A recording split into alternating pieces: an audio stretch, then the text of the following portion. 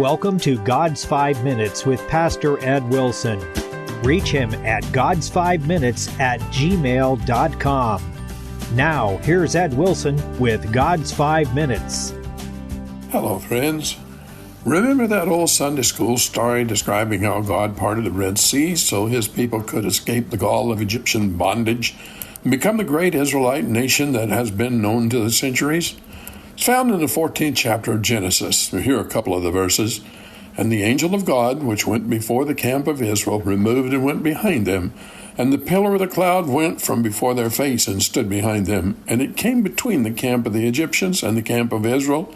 And it was a cloud and darkness to them, but it gave light by night to these, so that the one came not near the other all night.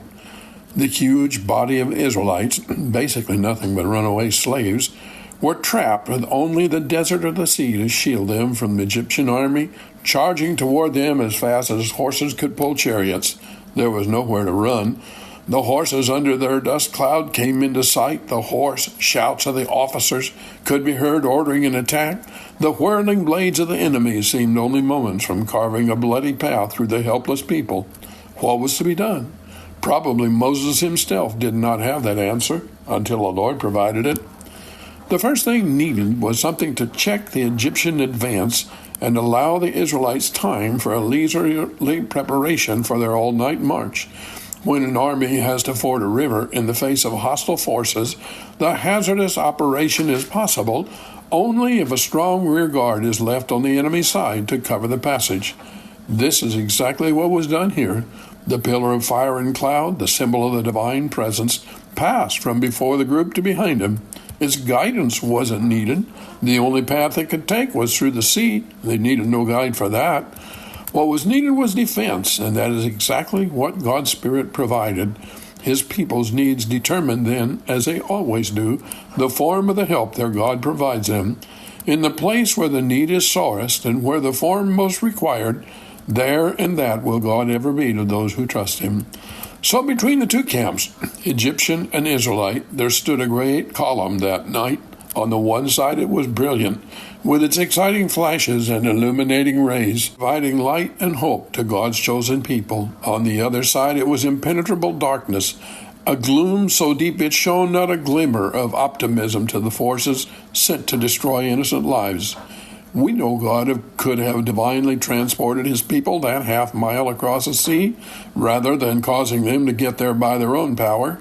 Requiring them to cooperate with him in the miracle of their own deliverance is typical of the economy he shows in so many of his mighty works on our behalf. It's as if God is pleased to share his world with us and wants us to be partners in working out our own salvation. He calls for us to do the part we can, and when we reach the impossible, he has a way of lifting the load from our shoulders. Here, let me handle that. And we go on our journey rejoicing together with him. And so the Egyptians, veteran soldiers as they were, found themselves paralyzed that night. They could not advance one step, could not even see what the Israelites were doing. By contrast, the Israelites had the ruddy glow of a pillar of light to guide their way. So every revelation from the Lord is either light or darkness to us, according to the use we make of it. The ark, which slew Philistines and hurled Dagon prone on his own threshold, brought blessing to the house of Obed-Edom.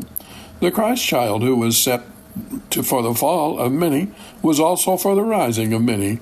The stone laid in Zion is a sure foundation, and the stone of stumbling. The gospel is a savor of life unto life, or of death unto death. The same fire melts wax and hardens clay. The same Christ is salvation and destruction. God is to each of us either our joy or our dread. But friend, won't you please come and walk through the waters of life's issues in the pathway traced by angels? On the other side of the sea, God has a homeland awaiting these people. He has a plan for your life too. If you let him lead you, it'll be a land for you flowing with milk and honey. Have you talked to him today? You have been listening to God's 5 Minutes with Pastor Ed Wilson. Reach him by email at godsfiveminutes@gmail.com.